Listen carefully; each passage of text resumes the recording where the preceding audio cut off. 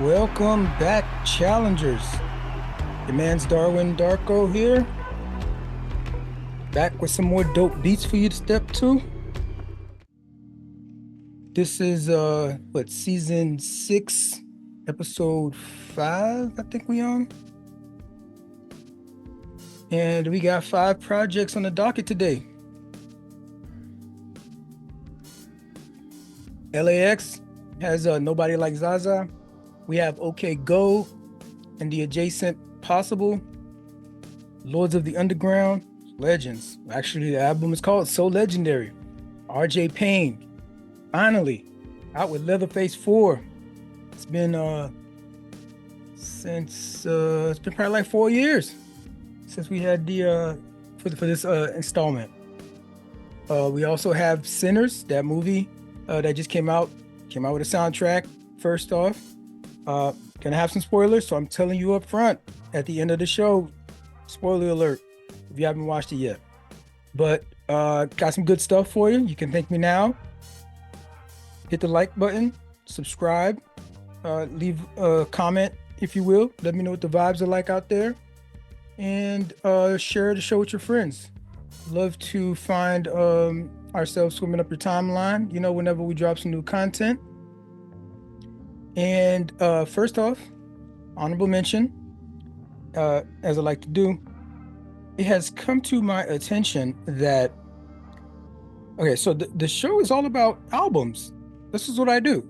I talk about albums that I like, I recommend to you, and hope that you listen and, to the album.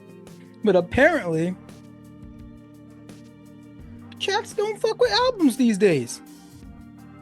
Apparently, people ain't listening to albums. It's like, well, this is like I'm the one swimming upstream now. I'm not convincing people out here to. Well, I might give a track or two to help you jump into the album, but like, yo, people not listening to full albums no more. When did this happen? We used to buy albums. How did y'all listen to the singles? Y'all just wait to the radio? I know, I used to do is I used to put the tape, listen to radio, hit record, and just like collect a bunch of singles that way. Yeah, I did that, but like, man, we off that now. Like, then you buy the album and you listen to the whole album. So that's my honorable mention. Shout out to full albums and listening to full albums. Let's bring that back. This is my bread and butter here. That's what I'm trying to do. Another honorable mention, that Black Mirror drop, that new season, Black Mirror drop. Yo, that first episode was wild. This lady, school teacher lady, has a tragic, is it an accident? Yeah, it's like some accident. She's fighting for her life. She's in a coma, maybe brain dead. And then her husband has to make a decision to sort of save her life.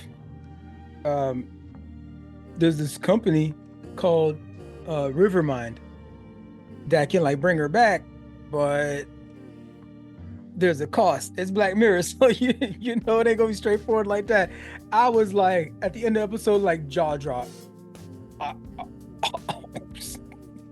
that's what Black Mirror is about. So I love that. Recommend you checking that out when you get a chance. Let's hop into our first project. Damilola Afolabi, Nigerian singer-songwriter, better known as L.A.X. He's got his 4th studio album out now, Nobody Like ZaZa. The title, of course, references his alter ego, ZaZa. The album's production is characterized by infectious rhythms. You got L.A.X's ability to craft generally feel-good music. He sticks to his lane. There's nothing groundbreaking happening here. It's a fusion of Afro pop, Amapiano, Afro beats, dancehall influences. I'll say this though, I wish the Amapiano tracks had a little bit deeper bass, kind of like like that deep bass, like Tyler be giving you. But it's a 13-track project, feel good stuff. Got some great collaborations on there. Fireboy DML, Ayo Moff, Joe Boy, Young John, Fields, each are bringing in like a unique style and a unique energy to the project, which I would have thought would have made it a little bit more of a dynamic endeavor overall. But this is what we got. This is what we get. He is he's in his pocket. He knows his sound, he knows his audience, and it's a fun project. He's clearly having fun. It's celebratory without being loud. I would say sexy without trying too hard. It's grounded without losing sparkle. He's given us grown, refined, but still ready to party energy. There's no particular track I would recommend for to help you jump into it. So we got, what is this, 33 minutes, 13 tracks. Probably MVP. They dropped a music video for that joint 2 weeks ago. And it's okay. Again, nothing groundbreaking, but put the album on. Um, I don't want to call it background music. It's better than that. But like, you're cooking, you're doing chores around the house, you throw it on, you know what I mean? Gets your Keeps your blood flowing, right? That one track, what? Hallelujah. Hallelujah. That's a good track too, you know what I mean? Got a little vibe to it. If you're hitting the gym, perfect for that. There you go. You're welcome. Your new gym playlist. Okay, go. Latest offering since 2014 and the adjacent possible. Okay, Go is one of those bands that, they've carved out a truly unique space in the music world, not just for their sound, but like just how they think, their creativity, their art in general. This one is a triumphant return to form, but there's a twist. The band's signature blend of infectious hooks, quirky charm, uh, poppy. It's still very much in that realm, but there's a new layer of depth, a new layer of maturity. And I think fans and critics alike are gonna be really vibing out to this joint. I love the ambition of the record. It's experimental, sure, but it never loses that melodic core that makes an okay go song unmistakably okay go. Um, think of intricate harmonies, unexpected left turns with the production, and lyrics that manage to be both playful and profound. The album blends analog warmth and digital chaos, but it's in the best way possible. Random thought, I might get flamed for this. If the Beatles, if the Beatles like popped into existence today, like and they were in their height, right? Like boom, they pop into existence. I think this is the music they would be making. This is what we'd be hearing. I'm thinking of songs like Strawberry Fields, um, Octopus's Garden, Lucy in the Sky with Diamonds, something like that. Like I'm really feeling like that's some like it's like in a different dimension. Okay, Go is the Beatles. They even got a hit track on this joint called Love. Hello, Beatles, right? We're gonna talk about I'm gonna mention Love a little bit later. Um, so they're out of Chicago, late 90s. They really started gaining momentum in early 2000s. They hit the mainstream with that one project, Oh No. That was what year was that? Uh that was I think 2005. But the one but the one track on there is that really stands out is Here It Goes Again. but it's not so much that the track, here we go, which is a dope, catchy song. Here we goes, go. Here we go again. Oh, here we go. Here we go again. Something like that, right? Uh, but it's the video. Y'all remember that video? The treadmills? They like lined up all these treadmills and like all four of the guys was like they did their own choreography. I don't know if they designed the choreography or designed, what do they call it? Planned, or how do you they performed choreography. I don't know if they're the ones that planned out the choreography, but they're doing this all over these treadmills, and it was just like so creative. It was just so like DIY, early era YouTube stuff, and like they went viral like in this early YouTube visual medium for that creativity. So it was dope. And so they've been known to do this extravagant or weird what is it, Rube Goldberg machine kind of experimentation with the visuals. So you go to their stuff just to just to see the art in general. It's not just music. Nowadays, they got a bigger budget, and the visuals, I mean, it's okay, go. You know they're not just dropping music. They're dropping and building an experience. Over the years, they've become they've probably become more known for their videos than simply the music. That's track Love. It's a freaking project. No, legit project. As a newly minted project manager, I was surprised and like pleasantly surprised to see at the end of that video the PMI, Project Management Institute. They work with them to bring this thing to life. They had a whole project team, like professionals, project management professionals, help the creation of this video. And I think they said it took like 6 months. It's a 4 minute video. It's a 4 minute song. How long is this song? Yeah, it's about a 4 minute song. It took like 6 months for them to, because it was a big production. And they got I'll put the link in the show notes, but like they got a lot of people involved. Like, look at all these people. I'm gonna put it on the screen, but like look at all these people.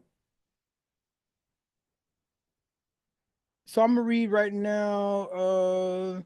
Making iconic music videos, how OK Go fuses creativity and execution. Want to make music videos that stand out? Discover how OK Go blends creativity with project management skills to to push boundaries. They have a Q&A with Damian Kulash. So that's the head guy, the lead guy. Projects aren't confined to corporate offices, construction zones, or science labs. They're everywhere. As project professionals, we understand the magic of transforming ambitious ideas into reality. It's a skill set that transcends industries, even finding its way into the realm of music videos where creativity meets logistical precision. That's what I'm talking about. That's my language. Logistics, planning, project management. Oh, you just like, oh, of course, OK Go was I was drawn to them. Just like I was thought like some of the stuff that they do, like, how much planning and how many takes? How many takes does it get to get some of this stuff done? They have a behind the scenes um video that I definitely recommend people checking out. There's another question here. Are you more creative or more organized? Which one is more important to making these videos successful? I think this is very important. I had to answer one or the other. If I had to answer one or the other, I am more creative than organized. But I think I think the key to most creative work, and for that matter, probably most work of any kind, is to understand that ideas and projects shift through different phases. Project management language right there, right? And modes where wildly different types of skills are needed. There's a famous distinction made between open mode, where everything is play, and discovery and making surprise connections, and the closed mode where you are implementing and executing. You can't let the closed mode version of yourself be anywhere near the steering wheel, preferably not even in the car. When you're initially at play, but eventually you need to pull over and invite him to take the wheel. It's always useful to have the open mode version of yourself right along in the back seat at that point, ready to grab the reins if circumstances call for it. But you gotta teach him not to be a backseat driver. I totally get this. Being in the creative space and uh being a person that is just like I am very regimented, like I can be that way and logical and step by step, and it can almost get formulaic, right? But if you find a formula that works, then it works, right? And you just kind of like rinse and repeat. But at the same time, if you're being creative, you don't want your project management brain, your logistical brain to stifle that creativity, which can have expanded whatever your project is um, astronomically. So I constantly have that duality where I'm like, Joe, just okay, I'm planning. I'm like, am I doing too much planning? Maybe I should. I've even had, a lot of, I'm reading notes oftentimes, right? For my planning, what I'm talking about. And I've worked on just condensing my notes, taking stuff that try maybe putting like a bullet point that's like a single word or two, and like let my creative side just fill in the rest. And it's kind of hard because my creative side is just like ping, ping, ping, ping, ping, ping, like touch on this, touch on that. That's why I end up going over every time. Like even this little segment right here, I just wanted to quickly mention PMI and shout them out. Um, but that's what happens. You got to get the logistical mind to be like, okay, Darwin, you got to move along, got to keep the time. The time is ticking here. But okay, go as that kind of band. It makes you rethink music altogether. Um, it makes you have an experience. You're not just here to listen to something. It's art meets tech meets pop brilliance. It's absolute worth diving into. Bottom line, and the adjacent possible is smart. It's sonically rich. Um, it's emotionally resonant. It's the evolution of a band that has they just never know how to stand still. It'd be stagnant. Good for them. This album is the sound of what is adjacent to possible. I'm here for it. Sign me up for whatever they got coming up next. Hip hop heads, mount up, gather round. We're diving deep into a project that hits like a boom bap time machine with jet fuel in the tank. So legendary by the iconic Lords of the Underground. 30 plus years in the game. Yo, real quick, to the uninitiated. Lords came up in early 90s, straight out of Newark, under the mentorship of Marley Marl. You got Do It All, Funky, DJ Lord Jazz, dropping classics like One Chief Rocker, right? And Funky Child. Yo, that's like I think I like with those two tracks alone, there's so many hip hop songs that came out after that sample these joints. They still, I mean, depending on the club that you're at, Chief Rocker might get a spin still today. They sure enough still get backpack respect. They brought charisma, raw lyricism, that East Coast swag. They helped define the golden era of hip hop. For this project, they teamed up with production assassins, Snowgoons. These dudes out of Germany. The joint pulses with the spirit of the 90s, but it's not trapped in nostalgia. Nah, this is vintage done right, reloaded in 2025 and paired with Snowgoons. Bro, this shit is cinematic. hard hitting production. You can feel you can feel the crates being dug through. The beats, the beats are layered, dramatic, freaking unapologetically just boom bap. Every snare smacks, every hi-hat, every bass line rumbles. Do it all and miss the funk. Bro, they haven't lost a step. They haven't lost a step. The flows are sharp. These dudes is confident, full of that signature Jersey grit. It's like they never left. When people talk about aging like fine wine, that's what they're talking about. Tracks like tracks like What's Up? It's the final one of the What's Up with Onyx. Um, and shout out to Onyx. Onyx has a new project out. I haven't had a chance to listen to it yet though. But they got a music video they created with that. Snowgoons produced it. And they just going hard. They had a small like spot um doing a show and they just going crazy, freaking stage presence and all that. Another track, You Got It. You can get it. You can get it if you want it, right? It feels like rallying cries. It's just raw, aggressive. That joint is soaked in just realness. I love how the hook on You Can Get It plays with the beat, right? It goes, and your heart goes bum bum bum bum, right? And the piano keys. And here's the thing: in an era where you have these algorithmic, friendly, ready, fast food bars, So Legendary is a full course meal. It's cohesive, it's intentional, and it respects the craft. Shout out Kendrick.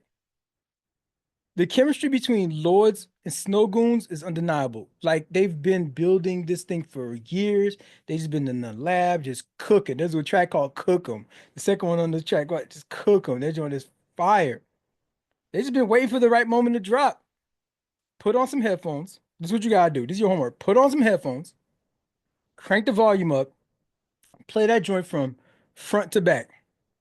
Then come back here, hit that goddamn like button, like I told you. Hit the subscribe so you won't miss out on future shit. And in the comments, tell me how bad your neck hurt from all that snapping you were doing. Your neck, that neck snapping joint, from all that nodding you were doing. I'm waiting on it. I've been waiting to talk about this RJ Payne Leatherface 4. And let me just say up front, the man did not come to play. This album, this is a lyrical bloodbath in the best way possible. Halloween comes early. I Am Sam on the beat, a new producer that he he's bringing on board. Um that joint is just menacing. What I love about the balance here is that yeah, the bars are heavy, furious even, but the structure, the pacing, masterfully done. The production smacks with that gritty underground soul, kind of like what I was just talking about with Lords. The shit is polished, just enough to keep your head nodding without getting lost in the dust, but it's still dirty, nasty. It's like, I mean, so RJ, born in Brooklyn, guy has made his bones in Philly, but it feels like some dirty Tims, bro. It feel like some black Air Force Ones on this shit. I'm thinking classic boom bap type shit, like coated in carnage, Leatherface. So this is the fourth installment of this joint, but what really makes this project shine is how he continues to evolve. he's got a couple different like this is like a project manager dream having him as a client probably because he's got like a couple different series going on. My Life is a Movie is another one. Oh my goodness, bro. This dude is just like, and this one isn't just like gore and punchlines. There's pain, pride, purpose in every verse. You can feel the hunger. You can feel the gratitude, the legacy being built in real time. Yo, RJ been working on this joint since the pandemic because the last one came out in one, two, three. I think the third one came out in 21, man. Damn it, man. I should look this up. 21. So this one has been, but he's got other stuff in the meanwhile. But in terms of this series, the last Leatherface, oh Lord, I think it was 21. I'm gonna just say 21. Somebody gonna have to check me. Somebody gonna have to just check me on that one. I can't find it real quick. But the theme here, it evolves. It's not just violence and fear. Payne uses the Leatherface persona to reclaim his power. This album is saying, I survived the industry. I survived the streets. I survived doubt. And I'm just carving my fucking name in the game permanently. It's some vicious stuff. Unshakable feeling throughout the project is that he's not just rapping. This is like an exorcism.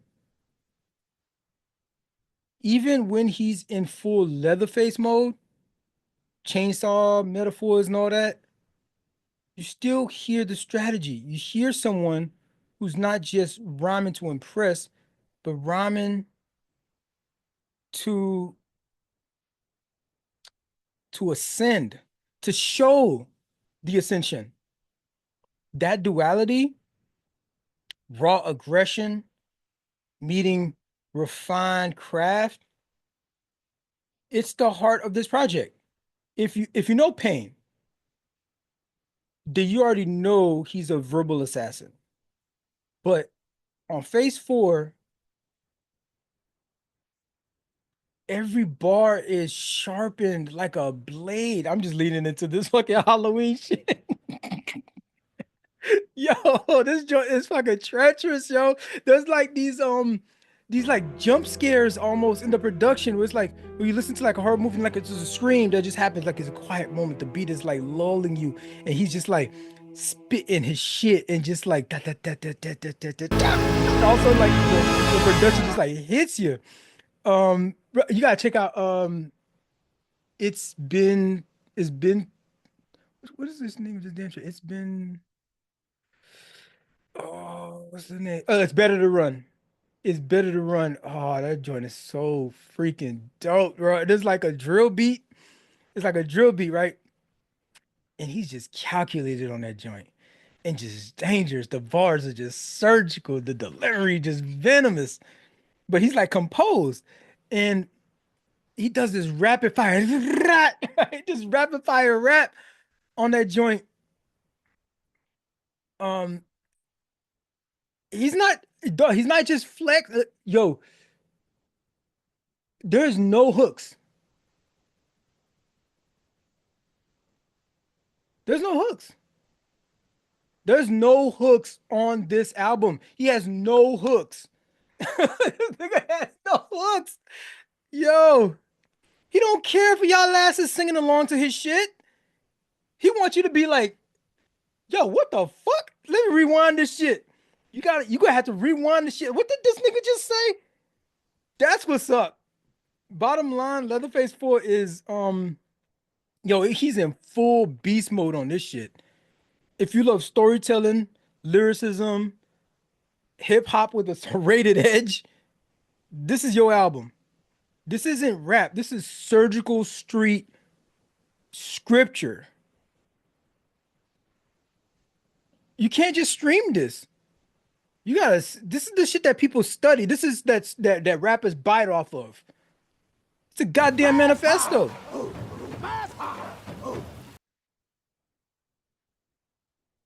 Ryan Coogler's Sinners, the musical. Yeah, that's what I said. This is a lot. Okay, so I'm going to do something a little different here.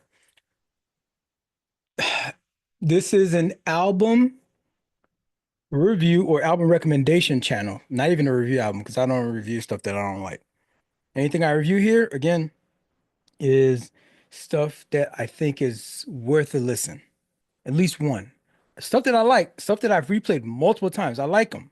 I like the stuff that but for the audience, the bar, I'm setting it a little bit lower. At least it's worth one listen, right? Um, this is going to be an album slash movie review. So I'm going to need to lean heavy on some notes. So I'm going to be reading notes. I mean, I usually read notes, but it's probably going to be way more obvious. I'm going to do like explicitly this time for this thing. The album in this case is the soundtrack, but I have seen the movie. So spoiler alert. Spoiler alert. I mean, I'm saying it now, right? I'm covered. Am I covered? I think I'm officially covered, right? From here on out, the rest of this video, all spoilers. If you haven't seen the movie Sinners, the musical Sinners by Ryan Coogler, I mean, did you know Ryan Coogler just put out his first musical ever? Awesome for his career. Amazing. Amazing musical. All right, overall, not bearing the lead. It's a great, it's a good movie. But if you haven't seen it yet, you know, hopefully you liked and subscribed this channel so that you can come back. So when you see the movie, I mean, you can take part of this conversation. It's happening in the comments now. Okay. I was okay, a little bit about me. I don't watch trailers for anything.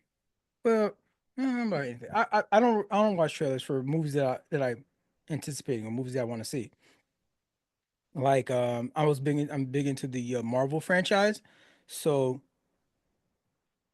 if I hear a movie come out, if I know like this movie coming out. Damn, what is this joint called? It's a new Marvel coming out. It's called the I don't even remember what it's called. I'm not gonna look it up. But I know it's coming out. I haven't watched the trailer. I don't even remember the name of the movie. Right? Uh I want to be completely surprised. I was upset when which one was that? I think it was the it might have been Civil War when I somehow ended up watching the freaking trailer or caught a glimpse of a trailer and Spider-Man was introduced right into the universe. And I was like, oh damn, I would have liked to have that surprise in real time in the theater. But it hasn't it's been since way before then. Either way, I don't watch trailers. I rarely watch trailers. If it's a movie that I'm like, whatever, not really like, whatever. Like for example, the Minecraft movie. I want to see that. Haven't seen it yet, but I've seen the trailer and I haven't bristled at it. I haven't seen the full trailer. I haven't listened to it. I haven't locked in on it. Um, but I hear it's enjoyable, so I'll go check it out. And I've seen the trailer, but I had no idea what Sinners was about. I was off. I was off of anything that ever like brought this up. But I didn't even know Michael B. Jordan was playing twins. I didn't even know he was playing twins in this joint. I knew it was a horror. I didn't know it was about vampires. No clue. I was sold on um okay, so we're gonna do the album review portion right now, right? The soundtrack. I was sold on Coogler, Jordan, and Ludwig being on the soundtrack. So I'm going through like what am I listening to this week? Putting up my I'm downloading stuff and seeing okay, what am I listening to this week so I could like review. And the Sinners soundtrack comes through and I saw freaking Ludwig on the joint. I'm like, oh, I'm sold. it's a 22 track project, um, an hour and 9 minutes, and it's blues. It's not completely 100% blue, but it's like it's all blue. It's like blues heavy. And I'm like, oh, I'm already getting a vibe what the movie would be like, right? So this is like my closest introduction to this movie. I might have seen a meme or a poster or something somewhere for Sinners. Um, but the soundtrack is my first entry. I listened to the soundtrack, loved it. I'll talk about it a little bit more here, but I've since watched the movie. Um, and now I have context. The music for Sinners,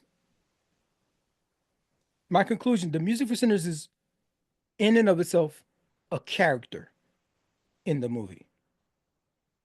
Kugler called on his go-to composer, Ludwig Göransson. You might recognize him from Black Panther, right? Another Kugler joint, of course, and working with K Dot on that joint. K Dot was an executive producer on that project. That soundtrack is so good. That's like my favorite movie soundtrack. And remember now, I'm not talking about the score. That's different. The score is usually like instrumental stuff. It's more like the dramatic scenes have a specific composition that goes with it. I'm not talking about the score. I'm talking about the soundtrack. You might also recognize Ludwig from his work with Childish Gambino. That track Bonfire. I think I might have mentioned this track like multiple times. Bonfire and Bino goes like he says, um, I put in work, ask Ludwig, put my soul on the track like Shoes did. Play this for my cousin. Now he can't even think straight. Black and white music. Now, nigga, that's a mixtape. Yeah, get it? I thought that shit was so fucking clever when I first heard that joint. Ludwig also produced this did he write on This Is America? So you got Bino, Ludwig, and Young Thug on that joint. And shout out to y'all commenting on that Young Thug segment that I talked about. I agree. I mean, with a lot of y'all agreeing with like he's on some dumb shit, right? He just needs to stick to the lab, stick to the booth. But I see y'all. I see you write the comments. I reply. I like it. You know what I mean? I hit the like button, and we get the conversation going. But yeah, Ludwig, you know what I mean? Dude can't miss. Low key, this movie. Now that I've watched it, like I said, listen to the soundtrack. I watched it. Like this thing is a freaking. It's a musical.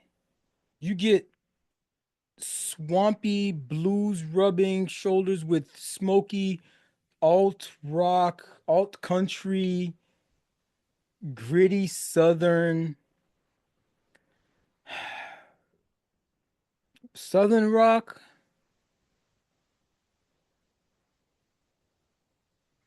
Yeah, southern rock melting with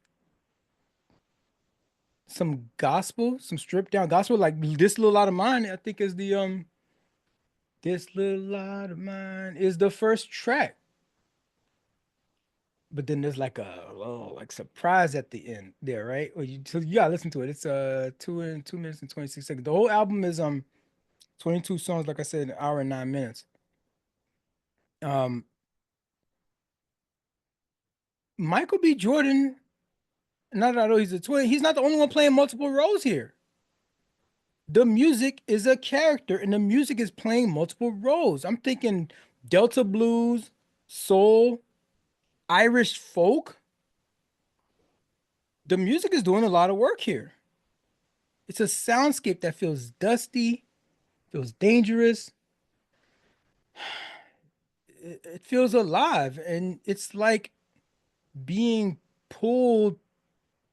You're just driving down a dirt road or something, and like the lights are it's like midnight, and there's like a this light on the side of the road. It's like church, just like fire, just like going off. The music is blasting off, and they're just like they just going off, having a revival or something at midnight. That's weird. That's eerie, but it's like inviting and like pulls you and draws you in. The best part of this movie is the music. And that's no shade to any other part of the movie, any other aspect of the movie, any actor, directing, anything. It's that the music is that good. The music drove the movie from beat to beat. It's pivotal in the storytelling. The songs on here don't just accompany the scenes, they dig into the characters. The scenes don't just happen unless the music takes it there. There's this scene where Sammy, Sammy is, oh man, it's so weird to how this go. Sammy is the Sammy is the focal point of the movie, played by Miles Caton. And but okay, so Michael B. Jordan is the protagonist, I guess you would call, but like the story is centered around Miles, around Sammy, and there's this scene, yo, so damn good. He plays this song. This is his big like exhibition, and this thing just transports. Well, they kind of set it up earlier in the movie where they're like talking about you play a song, music can transport you through space and time. And it does. It does it for me all the time. We just talk about Payne, Underground, OK Go. We're just like, yo, this is just like taking me back to a space and time. It's taking me back to the 90s. It's taking me back to 2014 or something like that, right? Um, but then sometimes you run into some artists that do stuff that like even in the OK Go joint, it takes you into the future of what can possibly be.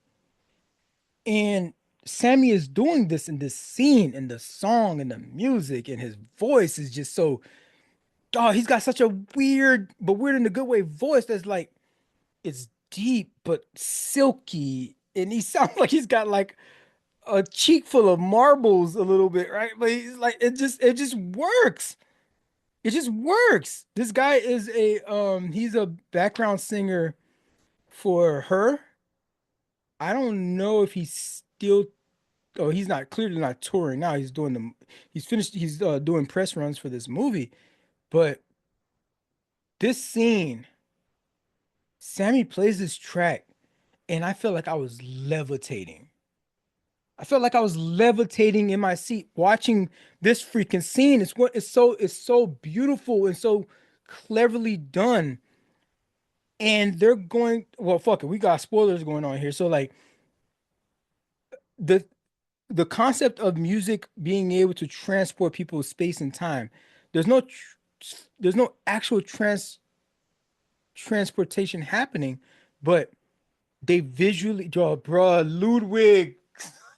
Oh my God, bruh. They go from the blues to showing the concepts of freaking just like Indian, Native American, drum circle kind of thing, uh to freaking, they got crumping and crip walking, and then like I think there's some twerking end up happening because of the time travel, and it's all in the Shake Shack. Remember Good Times?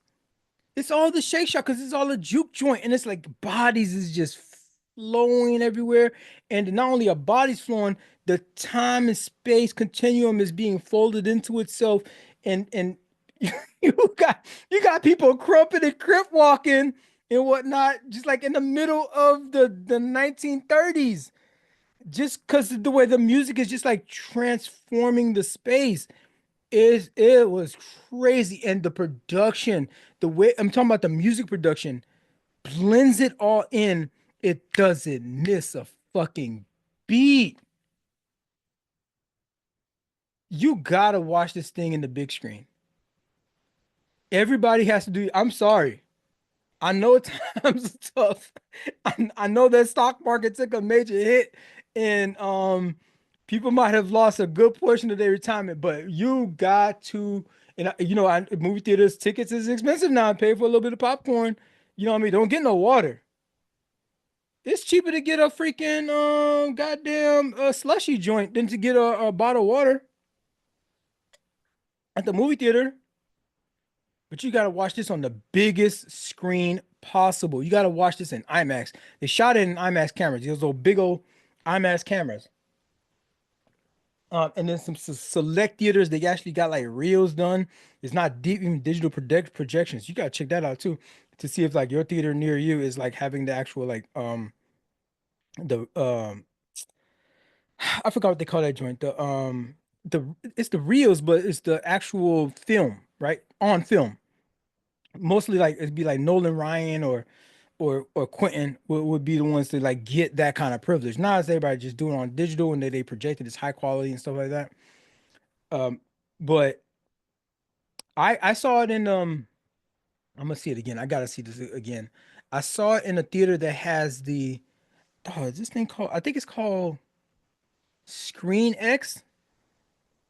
This is a Regal type of situation where they do it where it's a big the whole front wall is all screen, right? But then like the sides actually have projections. So there's like auxiliary images that like I saw Bad Boys 4 on that joint. This is dope.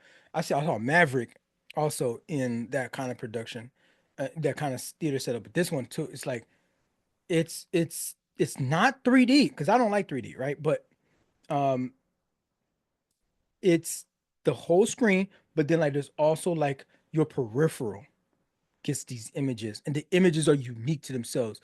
Not only are, but it's almost like a panoramic view. It's a panoramic view. I'm waiting for the movie that does this for the entire movie. They don't do this for entire movie, but they do strategic scenes and stuff. Even though the front screen is big enough and wide enough, that's great. You want some big sounds, and you want a big screen when you go check this movie out. I can't wait to see it again. I literally felt like chill bumps watching this scene. And Miles just eating it up. He's got this guitar. It's got this I forgot what to call it. It's called I think it's called like a resonate guitar. It's got like a it's got a built-in freaking like a silver plate that's carved in this particular way that helps amplify the sound. And Ludwig balances the natural sounding of this guitar. It's got the twang to it, and as this like digital, it's almost like a Kanye-esque style, like reverb, like but that's his voice. I it's hard to describe that scene. It's hard to describe this movie. There's just so much going on, but it's just so like it's still so like grounded. Anyways, that song is called "Lie to You," and it's on the soundtrack. It's in the movie, and um, Ludwig and Miles do there's a live performance in London that I'll put in the show notes, and they're singing this thing and live performance in London, and they're just fucking killing it. In general, I love how music just ties the themes of the music of the movie together. It's cohesive. It sets the mood. It's storytelling through sound and melody. The soundtrack delivers. It stands on its own. Having listened to it first, for me, was like a bonus. You do yourself a favor. If you haven't seen the movie yet, go listen to the soundtrack now. Listen to the soundtrack now, and then just get yourself in the listen to it on the way to the movie. What I say? It's a it's an hour and 9 minutes. So the movie starts at 7. Start playing that joint. at 5:30.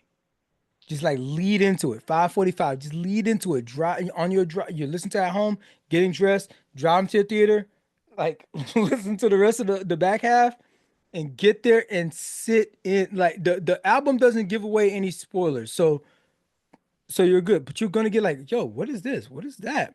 And then you watch the movie and it adds to the soul of the movie.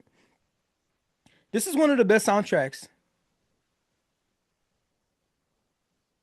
This is one of the best soundtracks since Black Panther. And that was Ludwig. Ludwig. Um, okay. Five best I got five. I got five. Five best movie soundtracks.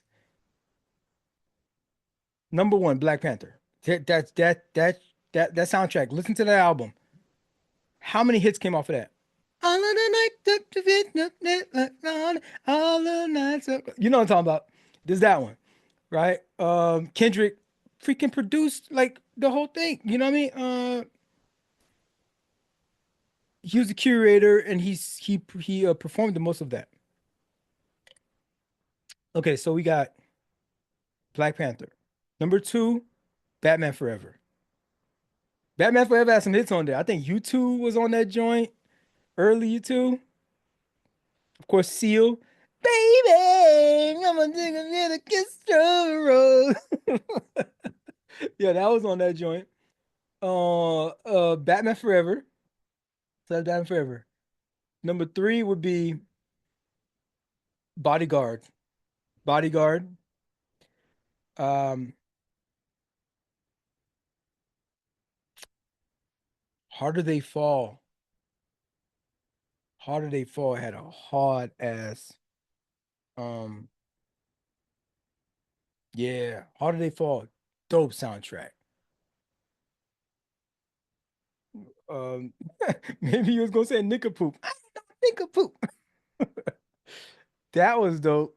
And number five,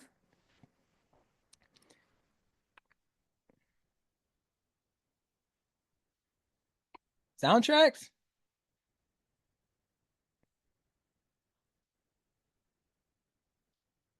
Lion King. I mean, technically, Lion King is. I mean, Lion King is a musical. It's, that Tarzan was hitting too. Oh, that Tarzan was hitting too. Yo, Phil was just like killing it in the late 90s, early 2000s. I'm gonna say Lion King. The Greatest Showman, though. Honorable mention, Greatest Showman. I'm gonna go with Lion King. And two honorable mentions, Tarzan and yeah, I'm gonna go honorable mention and Greatest Showman. Like I play that soundtrack. Like I love the movie, but I play that soundtrack way more than I replay the movie. And I watched that movie like at least like 20 times already.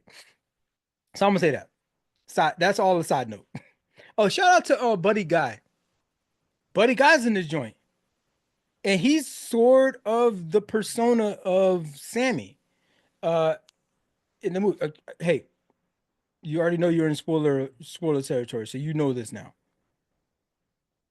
Buddy Guy is who Sammy quote unquote grows up to. Like they don't call him Buddy Guy in the thing, but we know that's Buddy, right? And he's got the scar that Sammy ends up having at the end of his thing. There is so much to dissect in this movie. Right now, I'm just talking about the soundtrack, but I just can't go into. There's not the channel for it. But I wish somebody does it. But shout out to Buddy Guy. He's got an original track, a new track on the soundtrack called "Traveling." Right. This dude is 88 years old, but still doing it, still sounding just like amazing on that guitar. Eric Clapton, Jimi Hendrix, freaking new age Gary Clark Jr. right? All standing on the shoulders of a freaking Buddy Guy. He even worked with Muddy Waters back in the day. This is blues and it's authentic. Shout out to Ryan Coogler curating this joint. Even if he all he was doing was curating this, it's a home run. Buddy Guy is in the movie. Shout out to him. 88 years strong. Someone has to say it. So I'm your Huckleberry. From Dusk Till Dawn. I mean, it's not a shot for shot remake, but beat for beat, maybe? From Dusk Till Dawn, 96 movie, 1996.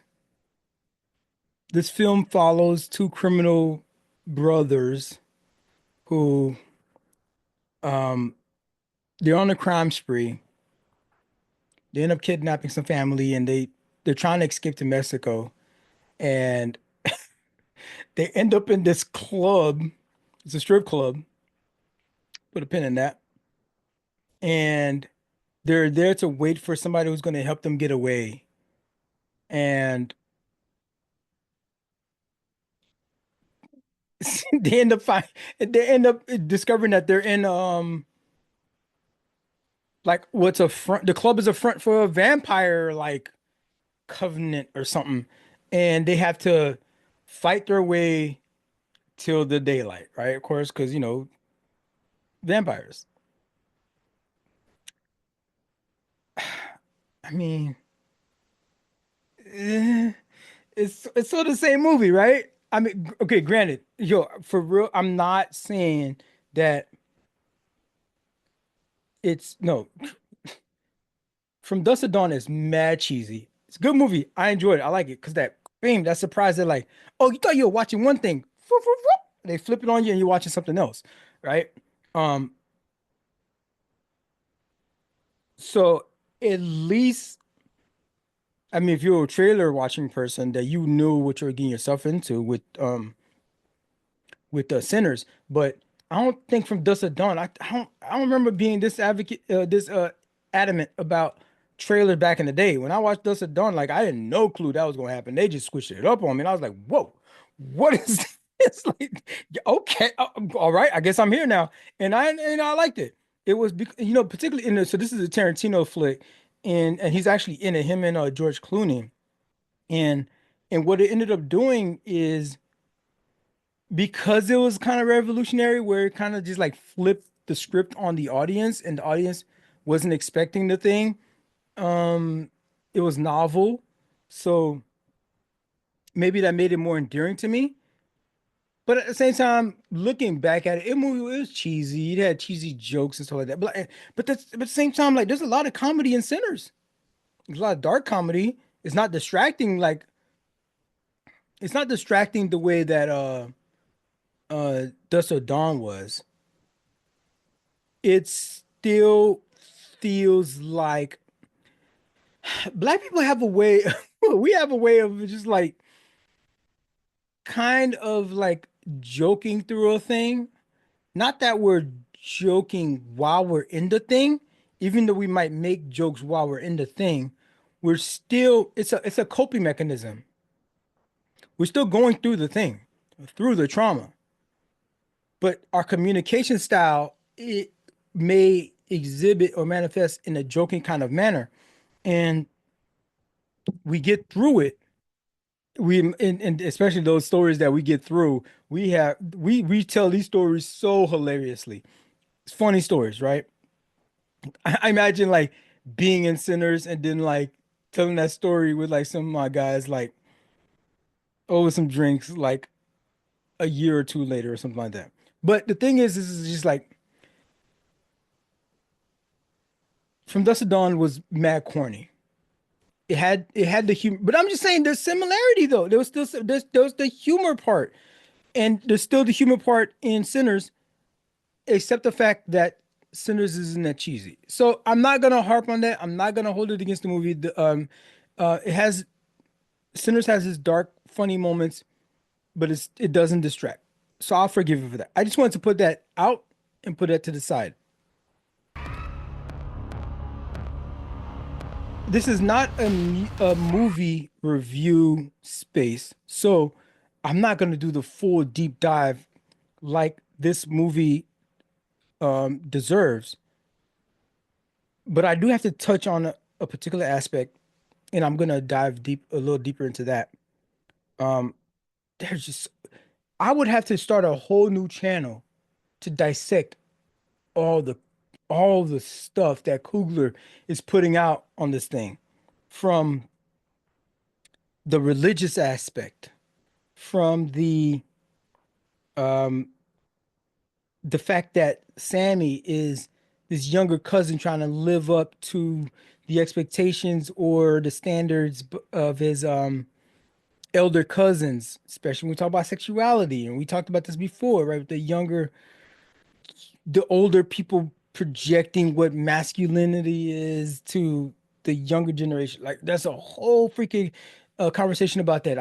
I think this ain't the space for it, man. I hope somebody dives into something like that.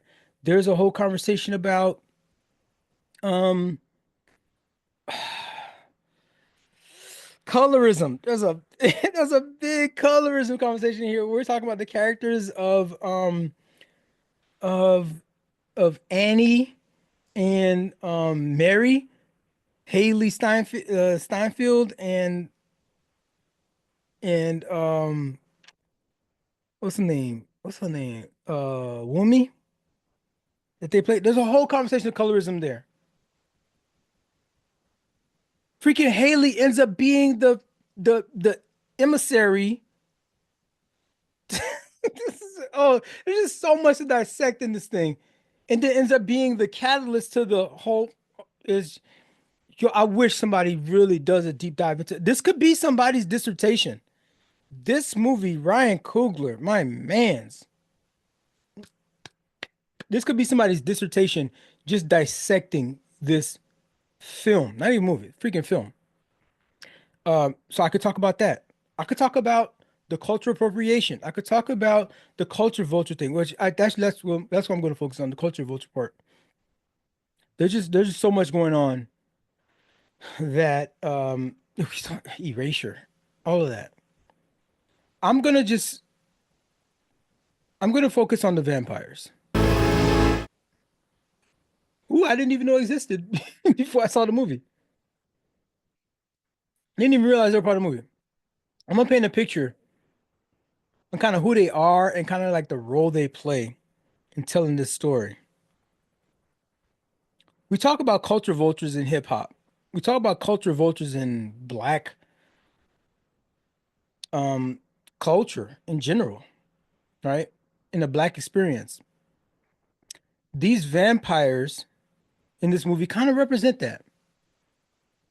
So as I'm doing this, because it's not a movie, I'm not used to this. This is not a movie review page or channel.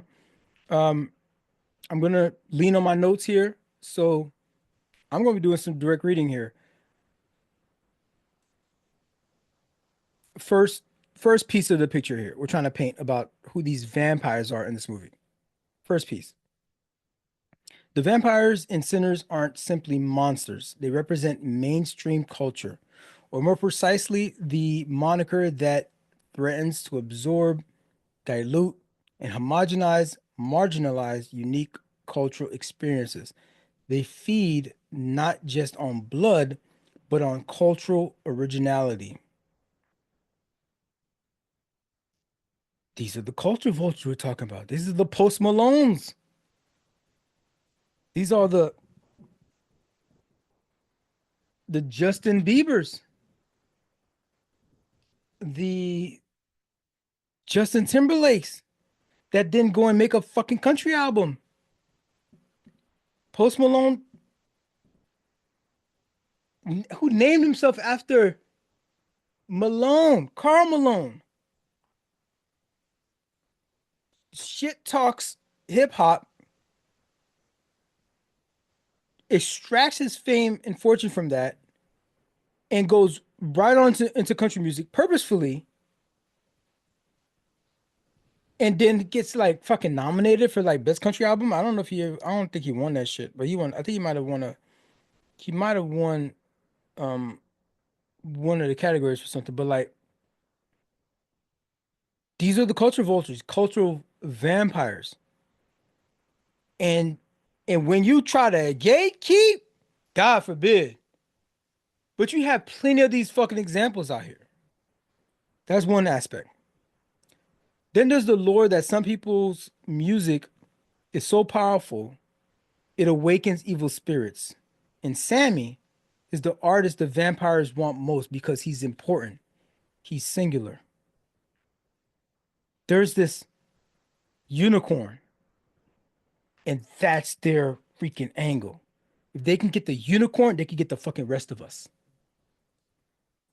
Um, Sammy, his role in this thing, I talked about that scene, that one scene where he's like, he's playing this,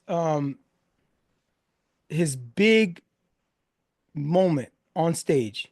I lied to you. He's talking about I lied to you, father. He's called a preacher's son, right? Uh, and they see that he's special.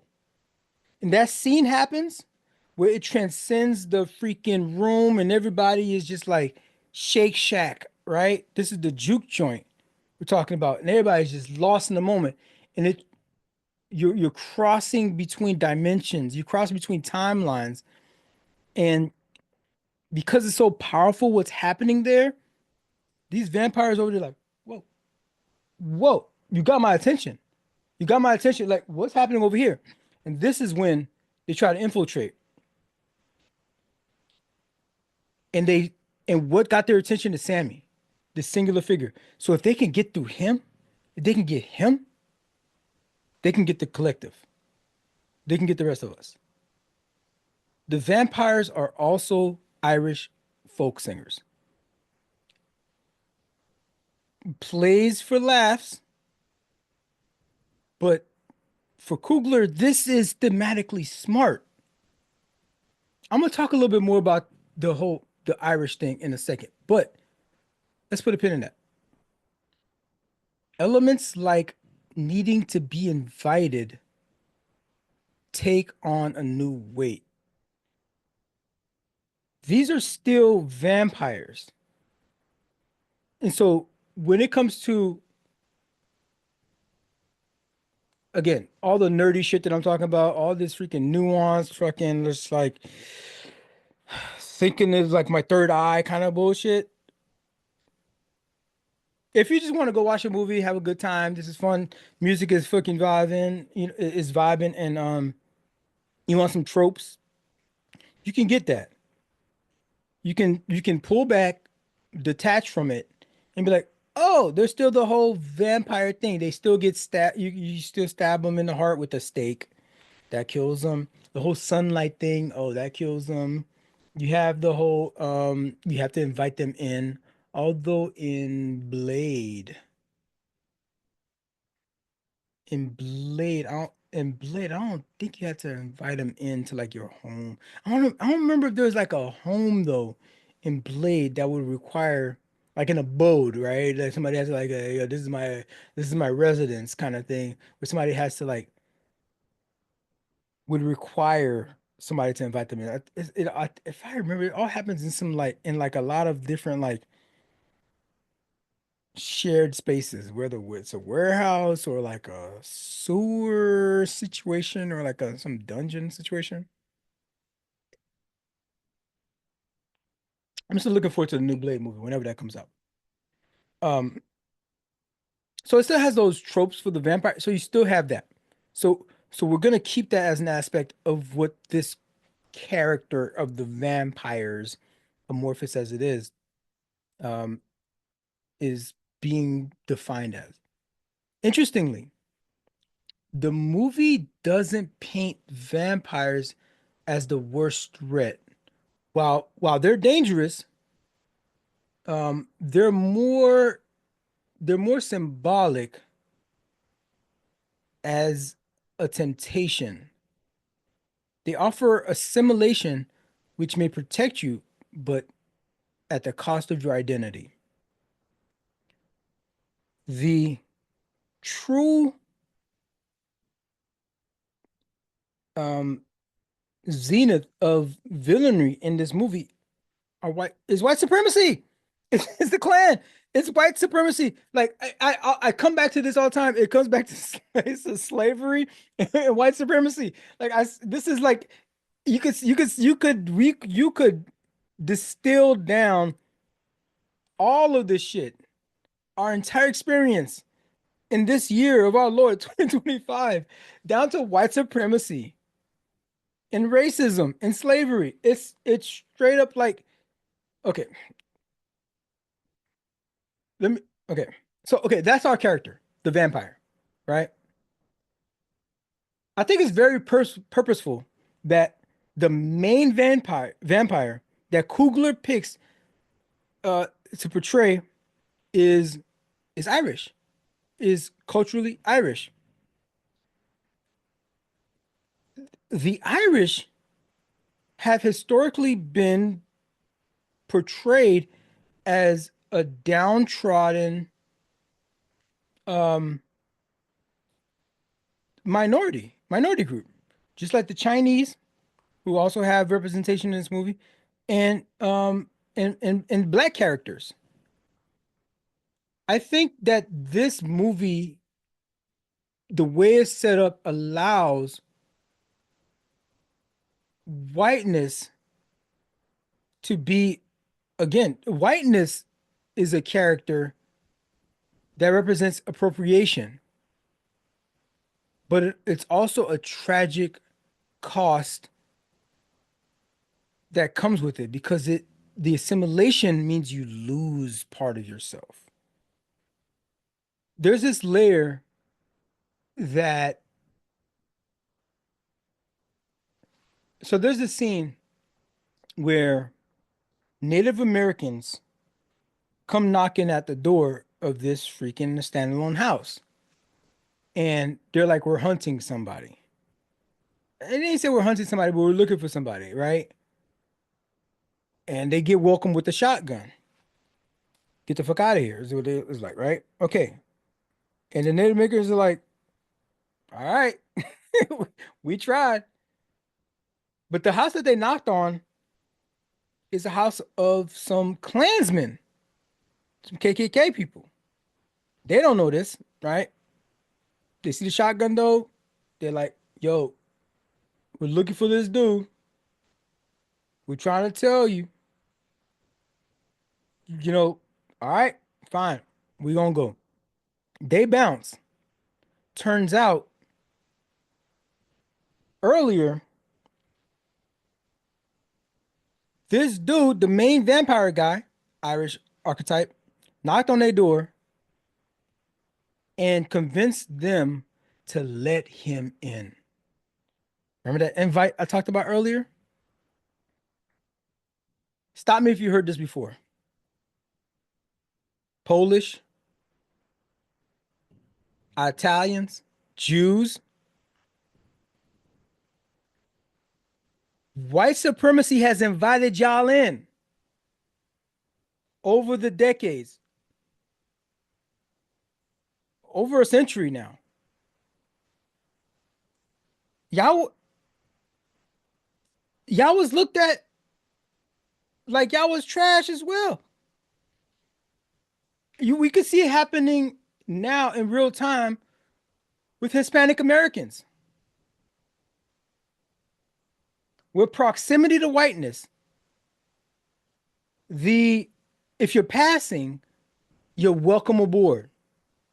But when you're welcome aboard to whiteness,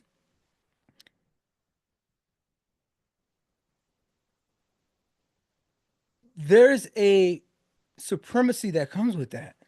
Well, these guys can't really become Americans. I mean, they're as American as anyone, right? But that's not how they were perceived when they first came here. And many Irish immigrants distanced themselves from other marginalized groups to try to protect themselves, especially Black Americans. They did begin to align themselves politically with white Anglo-Saxon Protestants, even though most of them, like my family, were Catholic. And you're asking to be part of that thing. You're not, it's not a melting pot. They're not assimilating to your Polish culture. They're not assimilating to your Hispanic culture. They're not doing any of that. No, they're whitewashing you and your history.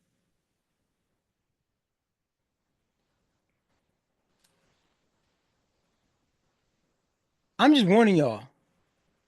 Eventually, when they get the numbers that they need for the end goals, you a nigga to them too.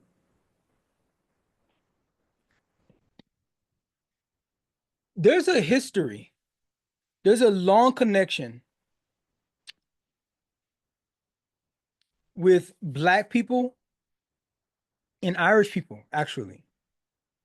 A connection, a community. Take take tap dancing. Irish and Blacks tended to share the same neighborhoods. So if you went to the Irish neighborhood in New York, that was also where Little Africa was located. So there was a lot of fear among outsiders that there was a lot of racial intermixing, a lot of interracial marriage, and a lot of interracial sharing of cultures and so on. We see today that this is what ultimately produces something like tap dance, which is a combination of Irish steps and African traditional steps born in a place in New York City in an Irish Black neighborhood. The cultures are mixing. There's intermarriage happening. There's interrelations happening. You know, we're both in the slums together. You know, the Irish people will look down as like they were monkeys too. Straight up, like no, literal. They were looked at like they were monkeys. They had cartoon depictions of them as if they were subhuman.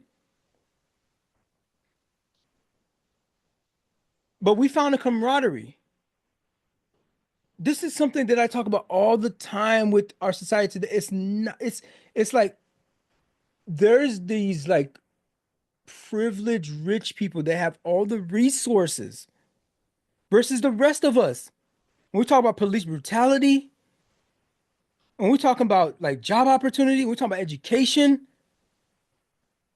these rich white supremacists have convinced the rest of us that we should fight each other just because we don't look alike.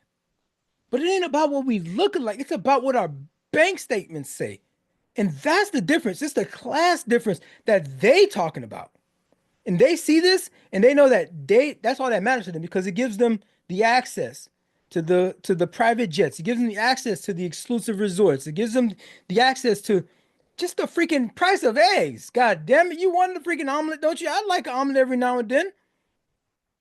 But if they can keep us separated, and they've been doing this since fucking slavery, we can bring this back.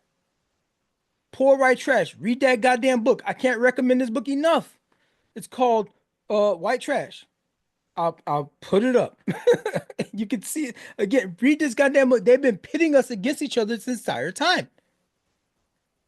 Irish folks and Black people, we have a lot in common in our collective struggle. I'm not trying to do no woke Olympics thing, but as much as I can relate and I want the Irish folk to relate, and this movie kind of like touches on that, there's a difference. Yes, they were colonized people. They're colonized by the English. Their Christianity was overwritten. Their language and their religion was just like whitewashed. They were oppressed, with much of the same living conditions and physical abuse as slave labor. But there's a distinction. Slavery, chattel slavery versus indentured servitude. They're not the same. There's a popular misconception that has been brewing probably for over a decade now. I don't know. I don't know how long. It's been a while. This misconception is that the first slaves in the Americas were not black, were not from Africa. They were actually Irish men and women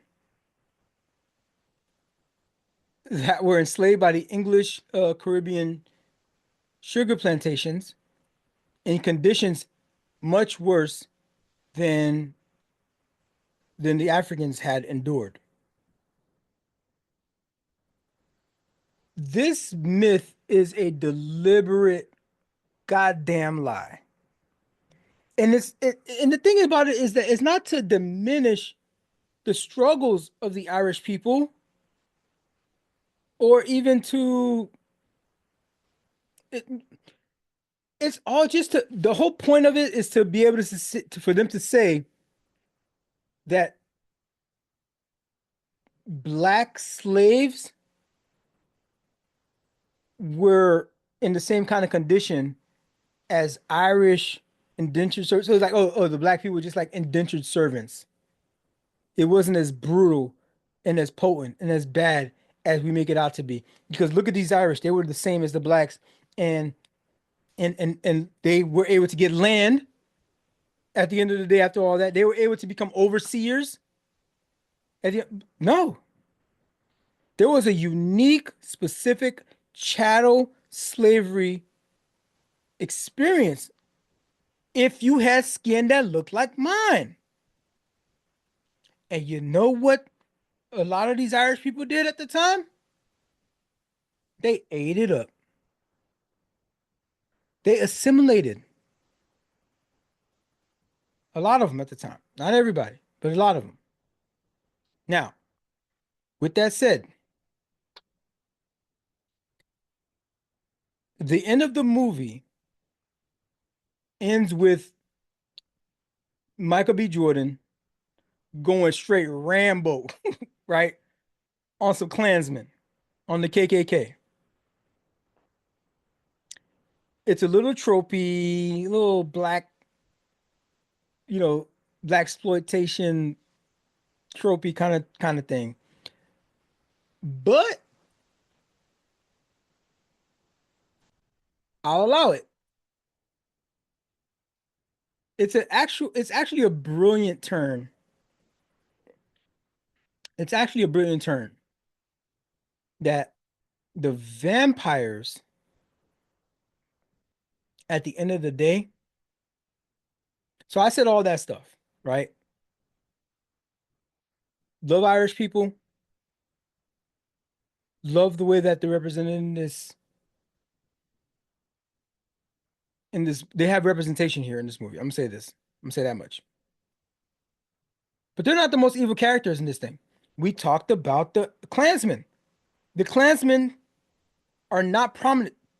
This whole movie is not about trauma porn. It's not about black oppression and all that kind of stuff, right? It's not, but there's a hint of them in the beginning, and there's a hint of them at the end. And in the end, Michael B. Jordan just freaking pops off on all these motherfuckers, right? At least one of the characters that Michael B. Jordan does. The vampires aren't the biggest bad guy in this thing. Matter of fact, they have redeemable qualities. They're even empathetic at certain points. The real villains is white supremacy. The vampires in this joint, the Irish vampires, recognize that, we were victims of this colonization too. You, Sammy, are leaning into this. You're the preacher's boy. They call him preacher's boy. That's the church. That ain't your religion. You were fed that and told to obey that. And obeying that meant slaves obey your masters. That's what that was about. So the Irish vampires are like, why not, join our side? The most convincing argument that the vampires are making in this thing is that assimilate to us. We're growing this collective. We're growing this hive mind kind of thing. The racists were gonna kill you anyways. Join us. Forget the uniqueness about you. Join us. I'm a cultural vampire. Let's just bring it to this big old melting pot kind of thing. I'm usually a fan of melting pot, but not when it results in erasure. I don't want to. I don't want a. I don't want a. What's that? What would that be like? I don't know what kind of soup it would be, but I'd rather a gumbo. A gumbo it still has its components. The shrimp, you taste the shrimp. The rice, you taste the rice. You get a bite of sausage, you get the bite of sausage. Like, there's a pepper there. Okay, boom, there's a pepper. I'm tasting the pepper there. It's all mixed to make one joyful experience, one cohesive experience, but like each characteristic is unique to itself. But the vampires are trying to get, let me get in this party. Let me bite you. let me help you.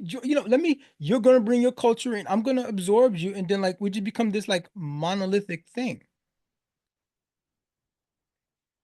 Why not join this mainstream culture we're building? Why not use their system against them? Why not use capitalism against them? Why not use the military against them? Shit, this movie is just a fucking extension of Black Panther. And not just that Ryan Coogler grew up with Black Panthers, right? He grew up with Black Panthers, but like this is Killmonger's manifesto. This is what Killmonger was talking about when he was like, the world will be rebuilt or the world will start over. And this time we're on top. That's what Killmonger said. He's like, with the vibranium, we have the resources. We're going to do everything that they did to us. This time we're on top because we have the vibranium. These vampires are kind of saying that message. They're saying like, yo, they fucked you over. They fucked us over too. We found this thing, vampirism, in this case, whatever power that may be, we found this thing that can give us the upper hand. Like, it's almost empathy. I can okay, I'm not signing up. I'm not signing up to get my, get me right. I'm not signing to get my neck bit, but like, I could see where they're coming from. I could see where Killmonger was coming from. You kind of want to get your get back. You kind of want to get your get back.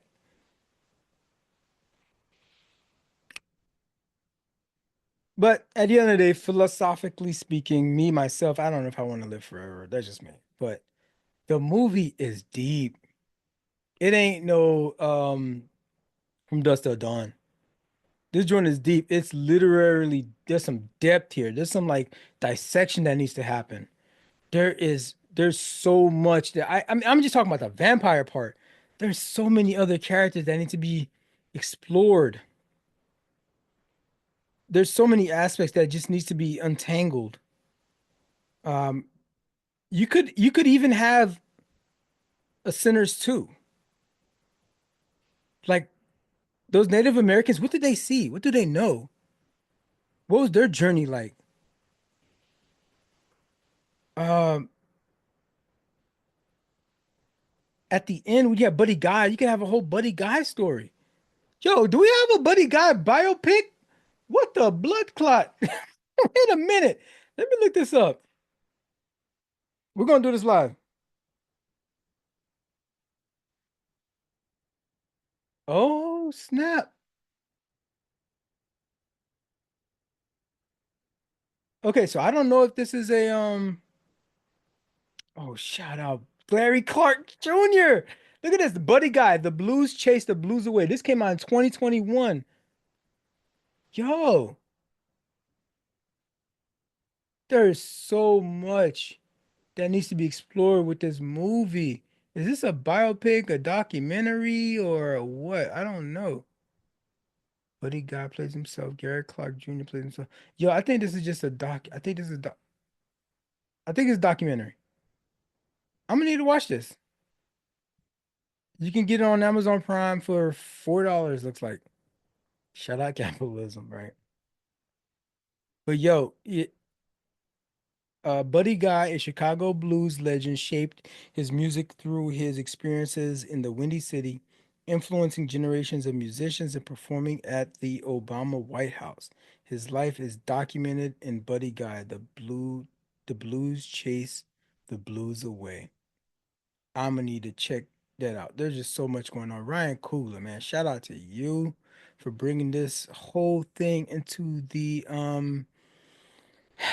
forefront, into all of our collective awareness. Yo, and also shout out to Michael B. Jordan. This is probably his best. Yo, this is okay. I'm gonna say it. Fuck it.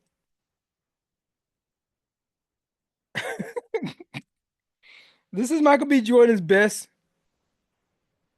performance. This is the best performance he's ever given. Smoke and Stack. These are two characters, like complete different people. They're complete different people. They have their own mannerisms. They have their own personalities. They have their own interactions with people in the world. They have their own decision making. It's so freaking good. It's so freaking good to see Coogler like making these original films.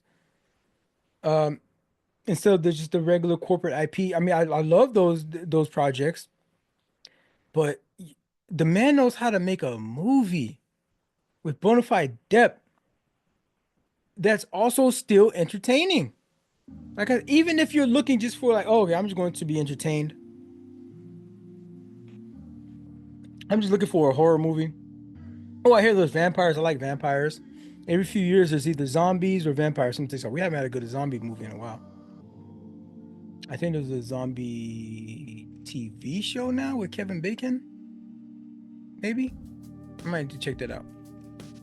But it's like you go zombies, vampires, and then zombies and vampires, and it's supposed to say it's a whole commentary on liberals versus conservatives, what's happening depending on the political like manifestation in the real world, and what's happening in the art world. So like art imitating life, or life imitating art kind of thing going on.